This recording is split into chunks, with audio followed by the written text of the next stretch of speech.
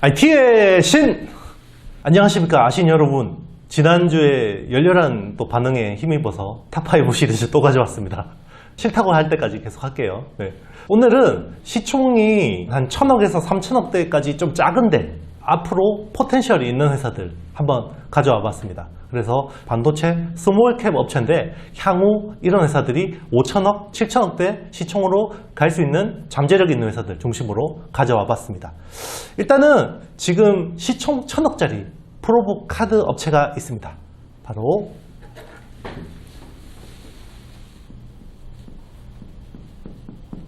마이크로 프렌드입니다. 말 그대로 마이크로한 친구죠. 네, 마이크로 프렌드인데요. 프로보 카드 같은 경우는 제가 TSE 설명하면서 많이 말씀드렸죠. TSE하고 경쟁하는 프로보 카드 업체라고 보시면 되고요. 지금 웨이퍼 프로보 카드 쪽의 전문 업체라고 보시면 되겠습니다. 일단은 제가 반도체 쪽에서 테스트는 전기 테스트가 있고요. 그죠? 전기를 보내서 제대로 양품이 됐는지 테스트하는 게 있고, 버닌 테스트가 있다 그랬잖아요. 버닌은 고온에 노출시켜서 이 반도체가 제대로 작동하는지 그런 것들을 검사하는 장비인데요. 웨이퍼 테스터는요, 이렇게 제가 그림 한번 그려보겠습니다. 이렇게 와플 기계처럼 생겼어요. 이 와플 기계처럼 생겼는데 여기에 웨이퍼를 딱 놓습니다. 이 웨이퍼를 놓고 이걸 딱 닫아요. 그러면 여기서 웨이퍼 프로보 카드에서 침이 딱 나옵니다. 핀이 나와서 여기 딱딱딱딱 되는 거죠. 그리고 전기를 흘려보내서 돌아오는 걸 가지고 이게 양품인지 이 웨이퍼에 여러 가지 다이들이 있는데 여기서 얘는 양품, 얘는 불량, 양품, 불량 이런 식으로 골라내는 겁니다. 그거를 전기 차원에서도 하고요. 버닌 차원에서도 합니다. 이 회사 같은 경우는요. 90% 가까이가 삼성전자한테서 나오고 있고요. D램 쪽 버닌 테스터 쪽을 주로 웨이퍼 프로보 카드를 하고 있는데요. 이게 D램 쪽은 삼성전자 내에서 한 85% 이상 점유율을 차지하고 있어요. 그런데 왜 시총이 1000억밖에 안 되냐? D램용 버닌 테스터 쪽은요, 이 모바일만 하고 있어요. 모바일에만. 그러니까 모바일에만 적용하고 있어서 서버나 PC 쪽 D램에는 아직 적용이 안 되고 있어요. 그래서 시장 규모가 좀 한계가 있고요. 그래서 이 회사는 이제 전기 테스트 쪽이다 이런 쪽으로 많이 나가려고 하고 있습니다. 지금 D램 전기 테스트 쪽은요, 일본 회사가 이미 많이 장악하고 있는데요. 일본의 MJC라는 회사가 대부분 이쪽을 하고 있고요. 국내 테스트 쪽 프로보 카드는요, 낸드 플래시 쪽을 주로 하고 있습니다. 낸드 플래시 쪽을 주로 많이 하는 데가 TSE랑 이런 회사들이죠. 이제 프로보 카드 좀 하고 있고요. 앞으로는 D램 쪽으로 진출을 해야 됩니다. 이제 D램 버닌 같은 경우는 모바일에만 제한적으로 적용되고 있다는 걸 이제 말씀드렸고요. 이 회사도 향후에는 TSE처럼 소켓 사업을 하고 있어요. 그래서 소켓 쪽을 지금 열심히 개발을 하고 있는데요. 이게 만약에 될 경우에는 업사이드가 있을 수가 있고요. 작년 실적 한번 볼까요? 실적은 20년에는 매출이 510억에 영업이익이 50억 정도 나왔어요. 고만고만하죠. 근데 21년은 조금 더 성장이 기대되고 있습니다. 한 850억 정도의 매출이에요. 영업이익은 한 130억 정도 보고 있습니다. 만약에 이 실적을 비트했을 경우에는 지금 시총이 1000억이기 때문에 뭐 한 20-30% 정도는 앞으로 업사이드가 있고요. 이 소켓이나 이런 쪽에 또 제대로 터지면 한번 2000억대로 점프를 할 수가 있습니다. 그리고 장기적인 프로젝트로요, 이 시스템 반도체 쪽 진출을 노리고 있습니다. 시스템 반도체 쪽 테스터. 요거는 이제 삼성전자 파운드리 사업하고 같이 가는 거죠. 네. 같이 가는 거고요. 이런 쪽을 기대해 보시면 되겠습니다. 마이크로 프렌드입니다. 자, 제가 두 번째로 소개해드릴 회사는요, 웨이퍼 이송 설비 전문기업 사이맥스입니다. 사이맥스. 이 회사는요, 웨이퍼 이송 설비를 주로 합니다. 반도체 공정에서는 웨이퍼를 계속 옮겨 다니면서 공정들을 처리해야 되는데요. 그게 이제 진공 상태에서도 필요하고 굉장히 자동화가 필요한데요. 이런 것들을 하는 거고, 장비 회사에 주로 납품합니다. 제일 큰 고객사가요, 세메스입니다. 삼성의 장비 사업 계열사 쪽이죠. 그리고 원익 IPS 쪽에도 납품을 많이 합니다. 그리고 어플라이드 머티리얼스, 미국에 이런 데도 납품을 하고 있어요. EFEM이라는 이송 설비도 하고 있고요. LPM이라는 것도 하고 있고, 뭐 여러 가지들 하고 있습니다. 환경 관련된 것들도 하고 있고요. 뭐 이런 것들을 디테일하게는 공부하셔도 좋고요. 여러 가지들을 하고 있는데요. 지금 업사이드는 CMS 쪽입니다. CMS 쪽에서 하고 있는데 CMS가 드라이 에처 쪽을 국산화를 많이 하고 있어요. 국내 드라이 에처를 하는 거는 CMS하고 하이닉스 쪽은 APTC라는 회사가 하고 있는데요. 이쪽을 기존에 램리서치가 하는 드라이 에처 쪽을 많이 국산화를 하고 있습니다. 기존에는 폴리 에처 쪽을 하고 있는데요. 여기에 거의 웨이퍼 이송 설비에 대부분 독점적으로 납품하고 있습니다. EFEM 쪽을 납품하고 있고요. 앞으로는 이제 메탈 쪽이 많이 국산화, 메탈 에처 쪽이 많이 국산화가 될 텐데요. 여기는 시스템 반도체 쪽이 거의 먹을 게 굉장히 많습니다. 시스템 반도체가 메탈 공정이 굉장히 많거든요. 그래서 여기에 또 관련된 부품들 다 납품할 수가 있습니다. 이 회사 같은 경우는요, 작년 20년 기준으로 매출이 1729억, 그리고 영업이익이 230억 정도 있습니다. 230억 정도 있고요. 21년은 매출 성장이나 뭐 영업이익이 그렇게 크게 성장하지는 않아요. 매출은 2,300억 정도니까 나쁘지 않는데 이익은 뭐 한 290억 정도 업사이드가 있고요. 현재 시총이 2,400억 정도 됩니다. 그래서 일단은 내년 실적보다는 22년 실적을 바라보고 투자하는 게 아주 좋은 그림인 것 같습니다. CMS가 작년에도 2배 성장했거든요. 매출 성장 2배 했고 올해도 더 하겠죠. 그러니까 이런 부분들을 많이 보시면 되겠습니다. 원익 IPS도 최근에 좋은 실적 기대했잖아요.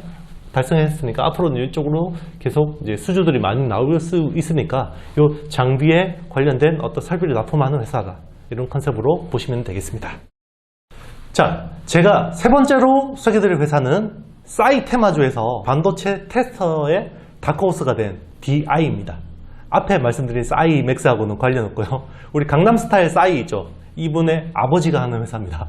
DI인데요. 이 회사는 예전에 사이테마주였어요. 사이테마주였는데 그때 한 8배까지 올랐어요. 8배까지 올랐는데 그래서 한동안 테마주라고 해서 안 쳐다보는 사람들 되게 많았는데요. 지금은 펀더멘털이 굉장히 좋아졌습니다. 특히나 이제 반도체 테스터 쪽으로 굉장히 많이 올라왔고요. 오늘도 지금 이 화요일 지금 시간에 막 10% 올랐다가 막 조정이 굉장히 많이 되고 있는데요. 최근에 주가 폭이 컸는데 EQ 실적이 너무 좋았었어요. 왜냐면 이 회사 같은 경우는 20년 매출이 1623억이고요. 그리고 영업이익이 55억 수준에 불과했습니다. 그런데 21년에 컨센은 2280억 정도에 영업이익 한 250억 정도를 봤거든요. 그런데 2분기에만 영업이익이 한 110억 가까이 나왔어요. 그러니까 당연히 컨센 상향 조정 되겠죠. 이게 갑자기 주가에 반영이 되는 시점이라고 보시면 되고요. 왜 그러면 이렇게 갑자기 잘 됐냐? 일단 웨이퍼 테스터 쪽을 하고요. 버닝 테스터 쪽이 되게 잘 되고 있습니다. 오늘 제가 반도체 후공정 쪽 되게 많이 말씀드리는데요. 기존에는 일본의 아드반테스트라는 회사가 많이 하고 있는데 이거를 국산화하는 회사가 DI랑 YIK입니다. 이 두 회사가 웨이퍼 테스터 쪽하고 버닝 테스터 쪽을 굉장히 국산화를 많이 하고 있고요. 이거는 메모리 쪽이 이제 DDR5 쪽이 앞으로 많이 바뀌잖아요. 이 교체 수요가 굉장히 많이 일어나기 때문에 좋게 보고 있고요. 현재 시총 3,200억인데요. 컨센이 상향 조정되면서 충분히 주가가 4천억대, 5천억대까지 안착할 수도 있을 것 같아요. 이런 것들은 이제 하반기 또 실적 흐름을 보셔야 되고요. 지금은 SK 하이닉스 쪽에 주로 납품하고 있습니다. SK 하이닉스 향으로 주로 납품하고 있고요. 기존에는 이제 DDR5 같은 D램뿐만 아니라 낸드 플래시 쪽도 하고 있는데요. 낸드 플래시 쪽은 삼성전자 쪽에 납품을 하고 있고요. 테스터 쪽으로. 이쪽 이제 시안탭에 주로 납품하고 있는데 이 회사가 직접 하진 않고요. 디지털 프론티어라는 자회사 통해서 하고 있습니다. 자회사. 보통 이렇게 하이닉스하고 이렇게 거래를 하고 있으면 삼성전자 같은 경우는 이렇게 서로 이 서플라이 체인이 겹치는 걸 안 좋아하기 때문에 이렇게 자회사를 활용한 거 아닌가 이렇게 생각이 되고 있습니다. 자, 제가 네 번째로 소개해드릴 회사는요. 또 반도체 테스터 쪽입니다. 엑시콘입니다. 엑시콘이고요. 이 회사는 테스터 회사인데요. 솔리드 스테이트 드라이버 이쪽 테스터 쪽이 한 60% 정도 차지합니다. 그리고 D램 쪽이 한 30% 정도 테스터 쪽을 차지하고 있습니다. 아까 말씀드린 YIK라는 회사가 DI하고 경쟁사였잖아요. 이 회사 자회사입니다. 이런 쪽을 하고 있고요. 올해 버닝 테스터 쪽으로 진출했고요. 그리고 내년에는 22년에는 시스템 반도체 쪽에 진출을 하려고 하고 있습니다. 테스터 쪽으로 납품하려고 하고 있고요.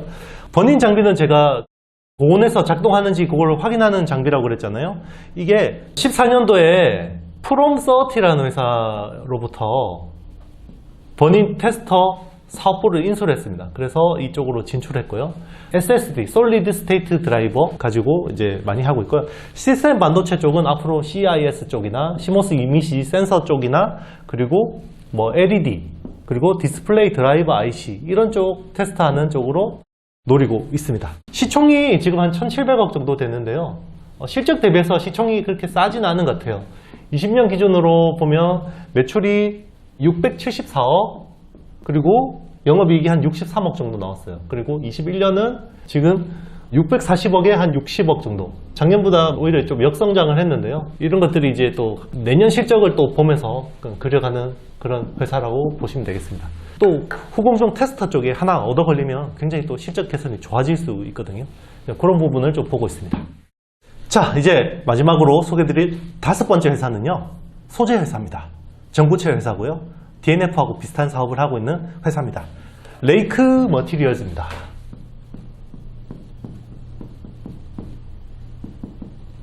이 회사 같은 경우는요. 20년 매출이 465억에 영업이익이 46.5억. 딱 영업이익률 10% 차지했네요. 21년은 좀 많이 성장할 것 같아요. 지금 810억에 영업이익이 한 180억 정도 보고 있습니다.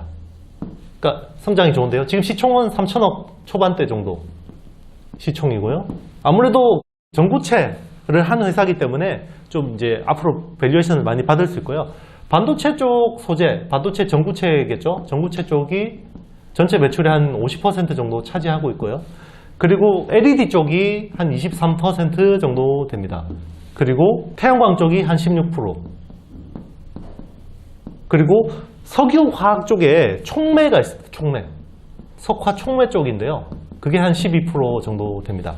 이게 지금 태양광하고 석유화학 쪽은 매출 비중은 크지 않지만요. 최근에 ESG 트렌드가 있잖아요. 그래서 수혜를 볼 수 있는 품목들이라고 보시면 돼요. 태양광 쪽은 이 회사가 이제 태양광 쪽 촉매를 TMA라는 이 촉매 제품을 납품하는데요. 이거를 쓰면 고효율 태양광 패널을 제조할 수 있습니다. 그리고 석유화학 쪽의 이 촉매는요. 메틸로센이라는 촉매를 납품하는데요. 요게 석유화학 업체들이 좀 고부가 제품 만드는데 필요한 첨가제입니다. 그래서 이런 쪽도 앞으로 좋아질 수 있습니다. 반도체 전구체 쪽은요. 이게 지금 신규 아이템이 한 4개 정도가 지금 테스트 중인데요. 이 중에 하이K 쪽을 지금 시도하고 있습니다. 이쪽은 이제 SK 하이닉스 향이고요. 지금 SK 트리캠하고 뭔가 좀 경쟁을 해보겠다 이런 구도인 것 같습니다. 그래서 이런 전구체 쪽도 앞으로 많이 들고요. LED 쪽은 지금 에피 성장할 때 쓰는 소재인데요. 이거는 LED 웨이퍼 인곳을 만들 때 쓰는 이제 그런 소재라고 보시면 되겠습니다. 그래서 앞으로 LED, 미니 LED, QNED 뭐 이런 것들. 그래서 삼성 QNED TV 관련 수혜주로 꼽히기도 하거든요. 이런 것들 좀 업사이드가 좀 많은 회사라고 보시면 되겠습니다. 자, 여러분 즐거운 Q&A 시간입니다. 후스라는 분이 지난주 방송 가지고 말씀하시는 것 같아요. 알려주신 5종목 중에서 어떤 건 밸류를 25배 줬을 때 이야기하시고 어떤 종목은 15배를 이야기하시고 그러니까 PER을 주는 데 이유가 있냐, 그리고 가령 장비는 보통 몇 배, 소재 부품 몇 배 이런 것들이 있냐요 이렇게 물어보셨어요. 제가 그러면 좀 근본적으로 말씀드릴게요. 이게 주가라는 건요, 좋은 기업과 좋은 가격의 함수예요. 그러니까 좋은 기업일 수도 있죠. 좋은 기업일 수도 있는데 항상 좋은 가격이 아니거든요. 이게 주가에 결정되는 겁니다. 그런데 조금 안 좋은데 좋은 가격일 수도 있는 거고요. 그죠? 이거는 이제 상대적인 거죠. 그러니까 PER이라는 것도 그래요. PER도 보면 PER이라는 게 어떻게 결정이 되냐면 EPS 곱하기 멀티플이거든요. 이게 무슨 소리냐라고 하시는데 이거는 이익성장이라고 보시면 되고요. 멀티플은 유동성입니다. 시장의 유동성이 얼마나 많은지 이거에 따라서 결정이 되거든요. 그러면 그거예요. PR이라는 거는 우리 부동산으로 예를 들어볼게요. 어디 가게 하나를 사려고 해요. 가게 하나를 사려고 하는데 얘가 10억이에요. 10억. 10억인데 연간 한 이익이 한 1억 나옵니다. 그러면 10% 이익이 OP가 나오는 거죠. 그런데 최근에 주변 시세가 막 올라서 1.5억까지 이익이 나올 수 있어요. 그럼 OP가 50%포인트 늘어나는 거죠. 그죠? 그러면 이렇게 성장성이 좋은 거는 PER을 높게 주는 거예요. PER을 높게 주는 거고요. 그런데 1억 벌다가 내년에도 뭐 한 0.5억 정도 늘고 막 이런 식으로 성장이 지지부진한 거는 PER이 낮겠죠. 그래서 플랫폼 회사들 있죠. 플랫폼 회사들. 플랫폼 회사들은 굉장히 고퍼를 받습니다. 고퍼를 받고요. 철강이나 화학 이런 것들 있잖아요. 막 이렇게 올드한 산업들, 굴뚝 산업 같은 경우는 저퍼를 받습니다. 이런 것들은 많이 보실 수밖에 없는 거고요. 그리고 보통 장비 같은 경우도 장비라고 해서 PER이 다 같지는 않아요. 중요한 거, 희소성이 높은 거 이런 것들은 높은 PER을 받아요. 예를 들면 ASML 같은 거죠. 회사는 세계 독점이다 보니까 높은 PER을 받겠죠. 그런데 범용 장비 이런 것들은 낮은 PER을 받는 거고 소재도 마찬가지입니다. 플레이어가 굉장히 많은 소재들은 희소성이 떨어지기 때문에 낮은 PER을 상대적으로 받겠죠. 그런데 어떤 부분을 독점하는 소재는 높은 PER을 받는 겁니다. 제가 종목들 말씀드릴 때 이렇게 PER을 따지는 것들은요, 이 시장에서 어느 정도 형성된 컨센을 중심으로 설명을 드리는 겁니다. 자, 아신 여러분, 제가 오늘 5개 기업을 소개를 드렸는데요. 반응 좋으면 계속하겠습니다. 여러분, 어떻게 하겠습니까? 저에게 힘을 주셔야겠죠? 좋아요, 구독, 알림, 댓글 많이 남겨주시길 바라겠고요. 그리고 투자의 판단은 본인에게 있습니다. 전문가들 너무 믿지 마시고요. 본인이 잘 판단해서 투자하시길 바라겠습니다. 자, 주말에 꿀잠 주무시고요. 저는 다음 주에 더 좋은 콘텐츠로 그리고 핫한 아이템으로 여러분들 다시 찾아뵙도록 하겠습니다. 우리 다음 IT의 신 시간에 찾아뵙겠습니다. 감사합니다.